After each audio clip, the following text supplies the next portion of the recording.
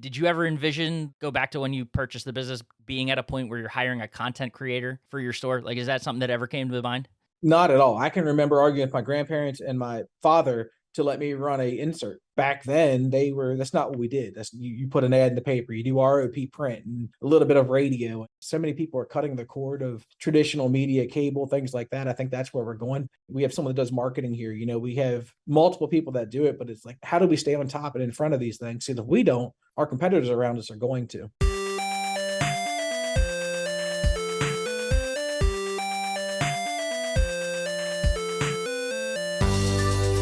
Welcome into the Independent Thinking Podcast. This is your host, Rob Stott.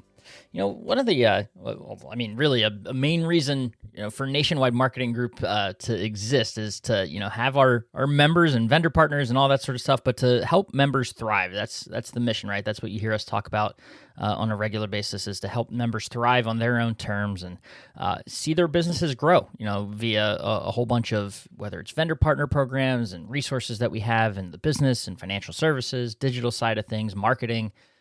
It's all about, allowing those independent business owners to grow and thrive their businesses. And, we see it on a regular basis that, these success stories of how members are growing their business and doing things in a way that continues to surprise us. We've got we know what we're sort of providing in those resources, but to see them be used and implemented in a way that allows these members to grow and do some really awesome things is always inspiring to us. And it's why we keep doing what we do and why we're, still here 50 plus years later and doing the things that, our members need and ask of us to, allow them to continue to be in business. And one of those stories that we have today is from Martinsburg, West Virginia, PJ Orsini of Orsini's.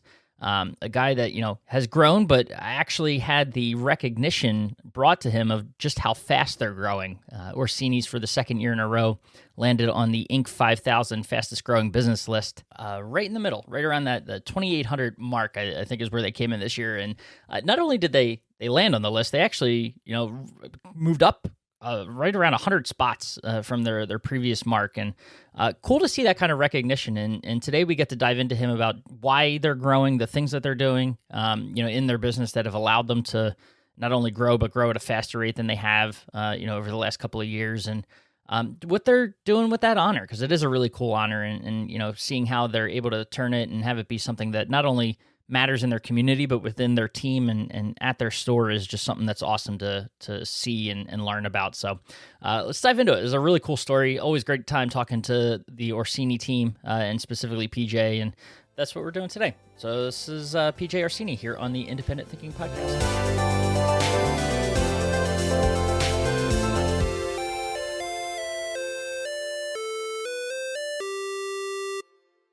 All right, we are back on the Independent Thinking Podcast and hopping over to Martinsburg, West Virginia this morning for a podcast with someone we talked to. I went back into our archives of the podcast. It's been about 2.5 years since we had PJ Orsini on the podcast talking about business out there.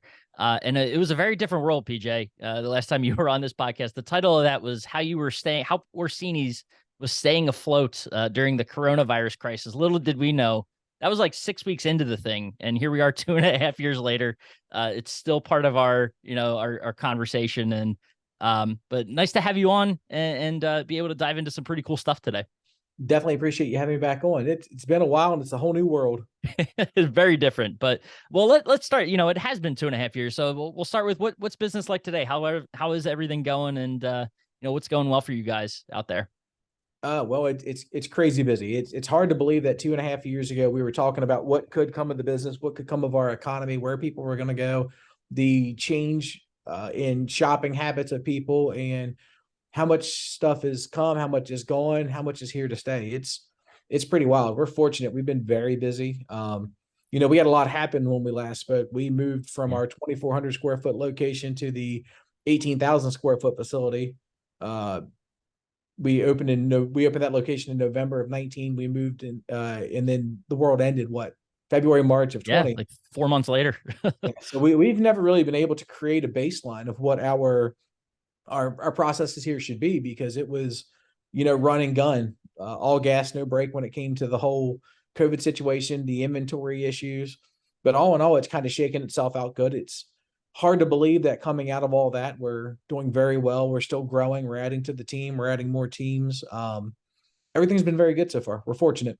No, that's awesome to hear. And you mentioned some of the things that have evolved over that time. Looking back when we were talking, and obviously it was just concern over what product would be available and how customer shopping habits shift. Being able to kind of reflect on how things changed. Or what are you seeing as far as what you think? What changes in the shopping sort of cycle, or how consumers engage with you that are going to last out of that? What sort of things are you seeing? Well, I mean, the shopper's pretty dynamic these days. It's not like the old days. They come in and say, which washer and dryer do I want? I want like the old one. They're a lot more educated. They're using our website. They're finding us on our social media platforms a lot better.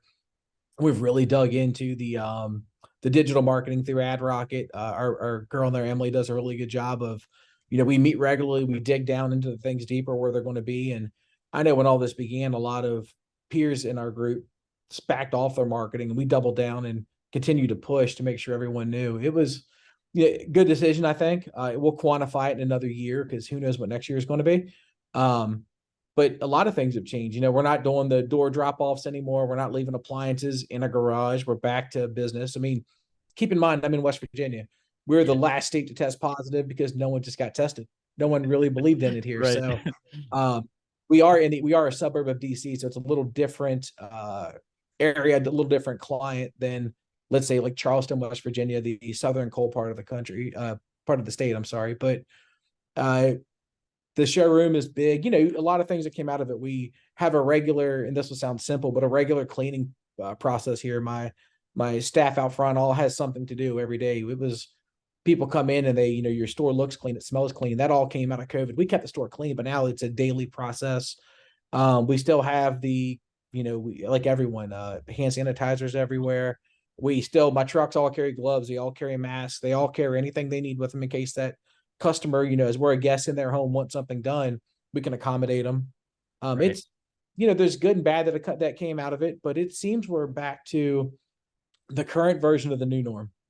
Yeah. And that was a lot of the message I think we heard in Orlando, during prime time recently, was that it's, whether it was the economist talking or some of the other areas of the business, it feels like we're back to normalizing how things were. And which is good to see, obviously, for sure. But one of the things about that new location, which is awesome that you guys have, is the ability, you mentioned the outdoor and the ability to focus on that. The Traeger setup you guys have is one that I know gets a lot of attention regularly. How is that, as you went through COVID, obviously you guys, didn't really have people in the store necessarily to experience it. So they're, over the last couple of months, years, they've finally been able to experience it and see it. What kind of, has that evolved over the couple of years that you've had the space and sort of what you guys are doing there? Absolutely. I mean, I'll tell anyone, and the guys on the East group, when we have our meetings, make fun of me, but Traeger changed my company. I mean, we brought them in, we're an appliance store. We would see people once every 8 to 10 years when something broke, or they would raise hell in between the time because it broke and we had to fix it. Traeger, we have a crowd that we know starting Thursday, Friday, and going into Saturday that are coming in for pellets, rubs, sauces. We're selling t-shirts, hats, hoodies, stuff you never thought we would. And I mean, when we came into this store, we had a smaller offering of add-on carry-out products like rubs and sauces. I think we counted the other day doing some social media stuff for the store. We have over 200 items in here. Wow. We've got wives and girlfriends coming in shopping for husbands and fathers. The pellets are huge. We're still very loyal to Traeger. I don't have any other pellet stove in here. They've been very good to us. We've brought Yeti in, which is a whole nother cult-like customer like the Traeger stuff is. That's been a great addition to what we do. And then we're in the process now of looking into diving deeper into the outdoor living categories. We met with Ashley Furniture at the last primetime show. We're hoping to make it a furniture market next week. That's not going to happen. A little too busy to get away here. But we're going to continue to go into that. And we keep diversifying our portfolio, what we offer, and we're getting more opportunities to get in front of people. And something as simple as like a barbecue sauce, I might only make $3. It's 30 couple percent margin, but it might be $2 or $3. But my customer acquisition cost is now negative. Right. So and they come back in over and over and over. This time of year, we make sure the displays are full, and we're doing more live demos. We just did one at a local vineyard Sunday in Loudoun County, Virginia. Half-hour drive for us, but it's the wealthiest county in the country. So Yeah. we had a lot of people that didn't know how close we were, and it's already paying off. We've had some customers in from then and calling and buying stuff. So we're trying to move people from that way to us. And now that the days start getting shorter and colder, we'll start doing more demos in stores. Yeah. Nobody wants to be in the store when it's nice out. So now as it gets darker and colder, we'll start doing it. And then we've got our gears moving on our barbecuing demo building. Electrician scheduled to be in the next couple of weeks. And as long as building supplies drop the way they're supposed to, hopefully by the end of the year, it's a 1,200 square foot freestanding building. Wow. We're going to do the new Traeger Timberline XL, and they're built in, and then we're going to have a platform where any product we want to have, we can put in there, whether it's another Traeger grill or the new griddle coming or whatever we choose to bring in. We'll have that Four Seasons building now to be able to show the product off. Well, that's awesome. And you mentioned the social media posts, and obviously, people being able to come inside, they see that display of just all the sauces and rubs and the pellets obviously there as well. You mentioned it. Like, was it a hard adjustment? I'm sure a fun one too to be able to go through, but the different types of customers coming in, getting the word out there that you guys are now doing, making that sort of stuff available, but obviously opens up a lot of opportunity to get those people in more regularly and experience. The selection is endless. You could try one new product a week and you'd have a customer for life based on just everything you've got in there. So, I mean, it had to be sort of fulfilling to see that space grow, in what you're being able to offer there, but also a different type of door swing every weekend here. Well, the next evolution of our marketing here going into Q1 of next year, we're going to once again get through this crazy Q4 like we all have. We've got Black November showing up here again, poking its head back into the game in a couple of weeks. So we want to get through all the craziest of the end of the year stuff, get into Q1. We're going to be looking to hire a graphic designer on the team here. And our plan is to just what you said, create content. We've got technology built into the store that we can stream what we're doing, either to a YouTube page or to a Facebook Live, and then also stream it to a cloud-based platform where we can take it and turn it into, pre-roll stuff for marketing, turned it into little videos, how-to videos, things like that. So we get questions all the time on the grilling section. How do you do a brisket? How do you do this? We'll be able to take maybe a 30-minute presentation and chop it down to like 5 to show the highlights and roll. And I think the evolution of business and what we do, content is going to be king. The days of banner ads and, SEM and SEO is great, but I think you're going to see everything. I mean, TikTok, I go back 3 years ago, I was giving Frank Santner, we were talking, and it was on the Link Leaders group when they had that, and we were in a meeting, and I kept saying we got to keep an eye on TikTok, and I had everyone in there saying, well, okay, when my kids start buying stuff, then I'll think about it. TikTok's building a platform to rival Amazon now, so you can buy live. So that's kind of the way we're going. I really think getting into content and creating things, doing things different will make us stand out. So that's our next evolution of what we're doing now. We're laying the groundwork for it. I'm a big Gary V kind of guy. I love what he does. We tend to study trends of people and trends of, pop culture, what's going on out there more than just numbers. And so far we've been fortunate. It seems to work.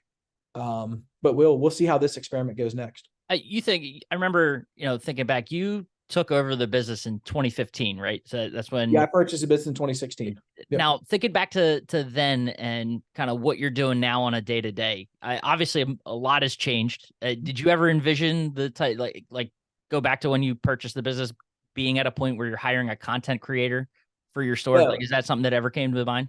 Not at all. I can remember arguing with my grandparents and my father to let me run a insert.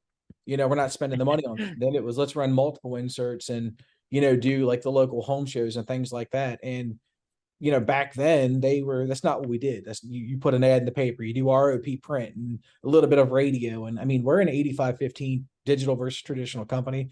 I don't believe in much print media. I really don't believe in the radio. We do a tiny bit right now with election season and stuff coming up just to kind of stay somewhat relevant.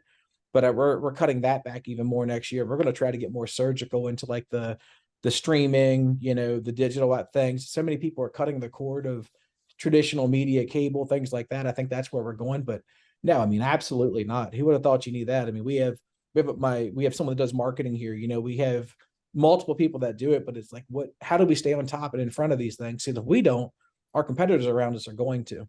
Was there a point in time that when like that switch clicked for you, like that you realized that you needed to get out of the traditional sort of advertising spaces, or just rethink the way you guys are putting yourself out there? Because you're everywhere. You can look online, and obviously, it's easy for us to come across the Orsini's name and see what you guys are doing on social. Like, what was there a moment in time, or was it sort of just a gradual evolution to realizing that this is sort of the way the game is moving? It was watching the trends of businesses outside of ours. Like, what are people gravitating towards right now? There's so many ways to go. I like different types of art. Well, they do these, they went from just boring white walls, the stuff wanted to experiences and activations.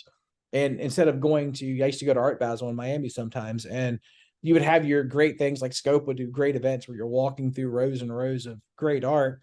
But then you go over to another place where they're doing these activations and the art's there, but you're watching, live art, visual art, sound, everything had a touch point to it and hit a different sense. So when I built the showroom in this store, I wanted it to be a shopping experience. I mean, we went around to all the guys around us. I know my competitors, the local guys are good guys. They're not really my target. The Lowe's and the Home Depots and the Best Buys are who we go after. But I went into places that weren't appliance stores, like high-end places. If you go into, your Louis Vuittons, your Neiman Marcus's, we go around DC and look at their stores, and what do people go towards? What do they gravitate towards? The stores have a consistent smell. They have a consistent look. I didn't want, like, let's say if someone from Nationwide, Dean, Tom, Doug, John Lang, someone rolls in here, I'd want them to walk in, and I don't want to have to run up there and start cleaning something or picking something up. So we try to do all that here, and there's MemberNet TVs everywhere. So there's lights, there's sounds, there's things you can see, different textures on the walls.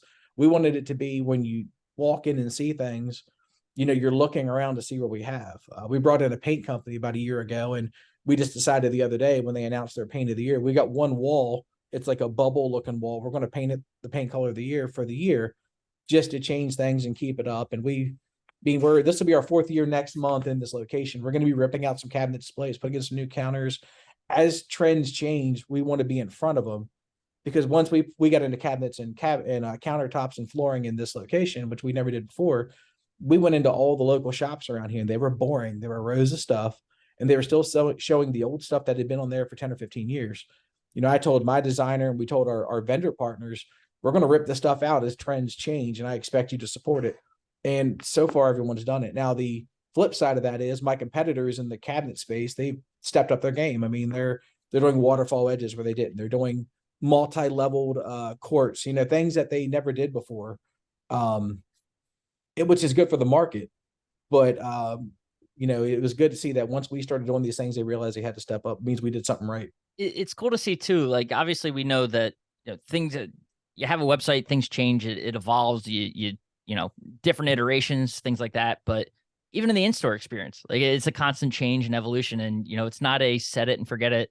Maybe move a couple of appliances, reorganize the store, that sort of thing. But like, you're actually taking, you're turning the store into like a living, breathing thing that is constantly evolving, which is awesome to see. And being able to do that in a new, larger space, obviously, gives you a lot of flexibility and the ability to rethink sort of how you're doing things. So that, I think that's an important message for any retailer, independent retailer, to hear, is that, you have the ability. It's just being free of thought, really, right? And having the ideas and getting to sort of express the retail experience in a different way, and not being afraid to do that sort of stuff. Well, we all know what we like, and we all know what we don't like. And Yeah. I have some friends that are builders, people like that would come in here, and I'm like, tear me apart. What don't you like? What doesn't feel good? What do you think's a different direction needs to be? I mean, sometimes we'll just shift our laundry lineup. We'll move the way that they're sitting. I mean, they're still in the same physical spot, but they're in a different order, bring the newest color out, move things around so that even though you walk in and it's the same stuff, it looks a little different. Just anything to keep your eyes looking. Now that we're getting these customers in on the outdoor accessories that we're adding, and then there's a ton of different things, solo stove, anything else we can do to bring people in. They come in and they're looking, and the design of the showroom, my sales center is in the middle of it, the store on one side. So they have to walk past over half of the store to pay for something. And, you know, we go out and greet them and all that, but the design was to make people move and walk through and look at things. And so far it's worked. And we keep tweaking little things just to keep feet moving, keep people going back through and see what works and what doesn't work. And I like to say we're relatively good if something doesn't work, pulling the plug and changing it. Some things we drag out like other places do, try to figure out a way to fight and make them work. But I'm not a sensitive person. If it doesn't work, we dump it and move on to something else. Well, that kind of mindset too. I mean, we buried the lead here on the episode, but it kind of lends to the, that way of thinking and how it can, allow a business to thrive and grow. And I mean, if you're watching the video version of this, right above your head, there's a couple of little plaques there that say Inc. 5000, and that's something you guys were honored. This year and last year, 2 years running now on the list of fastest growing businesses, and coming in there this year, 2860. So right in the middle of that list. And I mean, cool to hear, right? When you get to say that Orsini's is on a list of the fastest growing businesses in the country, and not even just on the list, but moved up a bit this year as well. So growing, what they say, 191%. Yeah, The running 3-year growth. Yep. So I mean, impressive, figures and stuff like that. But talk about the being a part of that program and just what it means to be able to say that about your company. Well, it was great when we decided to move into the store. The guys at the leadership at Nationwide hooked me up with guys like Mike Walker at Han, and Joe Oakes at Brand Scarf, who's one of our close neighbors. Paul Sherman. I wanted to talk to the guys that were doing very big things that were bigger than us, and pick their brains. And what's so cool about Nationwide is everyone you talk to there, we're all helping each other. It's like, hey, I found this landmine, don't step in it. You can do this. Everyone's been great to talk to. So once we got this place up and running and in the spot, I thought it was good. I've always seen this Inc. 5000 thing, and, why would I throw our home store into it? And I thought, what the hell, let's do it. I mean, it's a paid thing to get into, and it's a lot of work. You have to answer a lot of questions.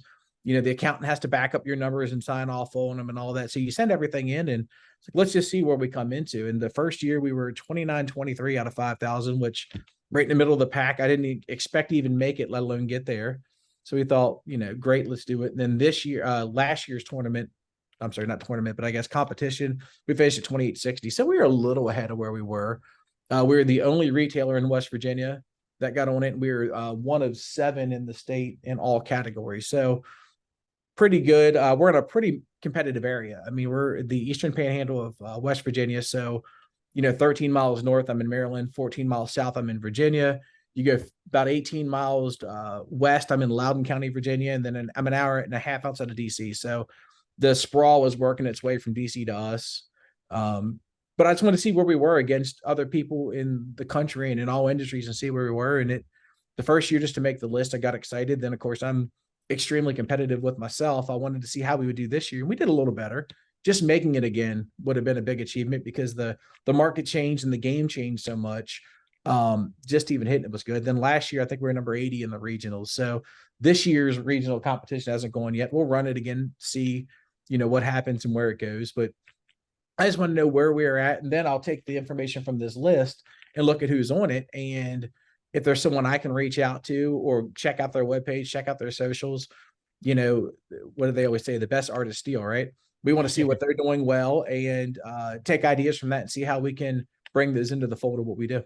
Well, I mean, it's awesome. You mentioned the proximity to DC, something I thought about too. They're expanding that silver line. Maybe it got to Dulles. Maybe it makes its way up to Martinsburg eventually, get some people, from DC to get out there. I know it's a far ways away, but we have the MART train right here in Martinsburg. Yeah, so we there do you the go. MART train that runs into DC. Yeah. And then the Metro, I think, is already to Frederick, Maryland now, which is 35, 40 minutes away. So it's not too far of a stretch. I don't think it's going to be immediate, but with everything going on in this area, Procter & Gamble built a monster plant here a few weeks ago. We have a ribbon cutting tomorrow for Clorox here. There's so much coming because of our proximity, and the growth is just, with the recession that we all feel is coming, we're fortunate to maybe be a little bit more sheltered than other parts of the country just because of the industrial growth that's coming our way. Right. Well, you mentioned the not even the fact of making the list, but the moving up as well. I think that, you look at these 5,000 companies that are on here, and the fact that there's growth too over the last couple of years. This is, you got to remember, a 3-year growth is what they do it off of, right? So you're talking about 19, 20, well, 20, 21, and 22. So, well, no, the 3 complete years. So it'd be 19, 20, and 21, right? So you're Yes. talking about a period of time where everything was kind of thrown up in the air and you don't know what to expect. So not even just making the list, but making the list during a period of so much influx and things, uncertainty and things like that. That has to be, I mean, reassuring, and then also a very good feeling for you guys to be able to say that you grew at that kind of a rate. And absolutely, I mean, and looking at the names on this list, I mean, these are monster companies that we don't belong in the same conversation with when you look at what they do, and they're all over the country. I mean, some of these companies, like your number one in this, their growth is astronomical. I mean, they're 245,000% growth. So that's financial services. So I mean, you look at some of what they do, but it's kind of try to find like companies who we are, like things we can relate to. It's a cool list. You can do stuff with it. I just really wanted to see where we were, how we were doing, based on everything else. And yeah, and it's a cool metric for your community. We put it out there for them. We when it was announcing it, we had my sales team, the ones that didn't have a customer at the time, up at their workstation. They all have computers up there, monitors it at their desk. I'm like, watch it as they released it, and then some of them don't quite know why you do it or what you do it. So, we're going over with them, telling them how cool it is and what it was. And, out of all the companies that apply, we're right there in the middle of the pack, trying to get, build that culture of we're a damn good place to be a part of. And thanks to you all, you all are the ones that are out there dealing with customers and doing all that. You guys are as responsible for this as any of us are. That was my, you kind of alluded to what I was going to ask next, and that's obviously there's the public aspect of this, right? Of being able to go out in your market, even the wider market, the region, and talk about the fact that you're on a list of the fastest growing companies. But then the internal aspect, right? You get to turn around and use it as a way to cultivate a culture and just boost morale, really, of a team of people that contributed to this. So that has to be something the last couple of years, that to be able to say that, and a recruitment tool, as well too, to find new people. Hey, you want to come work for one of the fastest growing companies? Like we're here, we're in your backyard. So that has to be something as well that you guys are, finding ways to leverage. Well, and it's just the experience of it. I mean, who the hell ever woke up and said, I want to install refrigerators or, sell washers? Who does that? So you take what you're doing and you elevate it. You're showing people, yeah, that is what you're doing. You're providing a service to people that are in need, and we're doing it better than others. And oh, by the way, you're the 2860 biggest company doing this in this list, and it's more than 5,000, of course, that apply for it. But it just lets everyone kind of feel, you're not just a washer installer, you're not just a delivery guy, you're part of a team that's doing big things. And we try to push that to everyone. I mean, I never say employee. I mean, it's always a team member. I work for them more than they work for me. Um, you know, Trying to make sure they all know it and get it. But when this came out, was very cool. Letting everybody know about it. We got some stuff planned for a holiday party we're going to do this year. Kind of make sure everyone recognizes what it was and understands what it is, and push the expectation. Next year we need to keep growing. No, that's hey, a challenge too. So there's that. You've moved up now, so you got to keep that mentality going of needing to grow faster. So no, that's awesome. PJ, this was a lot of fun. You guys got a lot of great things going on. Obviously, recognition. You've been recognized for it, and just great to be able to talk to you about all the things you guys are doing out there in Martinsburg. And like I said, well, now the last time we talked was during the start of a pandemic. Stone's throw from me, not too far from Philly, and I got to get back down, to DC anyway. And if you guys aren't that far, maybe there's a visit in the future to do a podcast in person. But this was a lot of fun, and we won't wait 2.5 years to catch up again. No, it's always good. We can't say enough when we go to these shows. Nationwide makes a lot of stuff easier for us. To think about where we were back before we were in a group, we didn't have financing. We would have never had a website the way we do.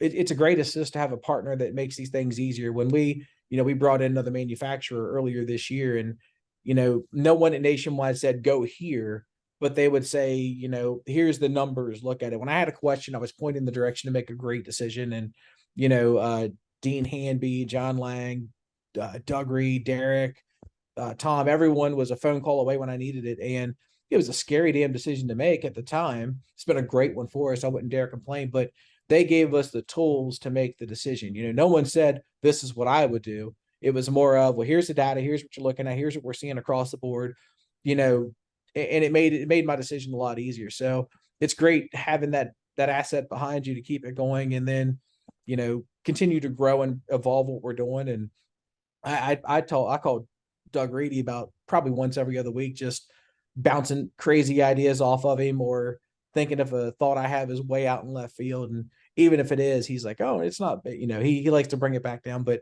great guys, great help. I mean, all that really makes our job easier. And, we wouldn't be where we were without this and here being my team. And then we feel the same way about everyone in there, that it makes things easier for us, and we can get answers we need, continue to grow with it. So it's been a great partnership. We are spoiled with some smart individuals here for sure, and that only goes to show that we're also spoiled with some pretty awesome members as well. So we appreciate the kind words, and certainly a partnership, and one that we very much look forward to seeing grow, and you guys move up the list even further next year. So I got faith. But I think so. I'm gonna put it on the team out there and see if we can make it happen. It's awesome. Well, we appreciate it, and we'll catch up again soon.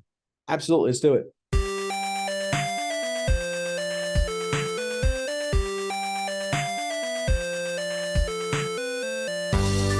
Awesome. And thanks again to PJ for, talking about the honor itself of being on that Inc. 5000 list, to just all of the different things, the way he thinks about business, and being able to tap into, his expertise and knowledge is just something that I enjoy doing on a, hope to do on a more regular basis. So a lot of great insights and tips, and just way of approaching business that I think so many can learn from. So we appreciate him sharing that here on the podcast. But as always, we appreciate you listening to the Independent Thinking Podcast, and we'll catch you next time.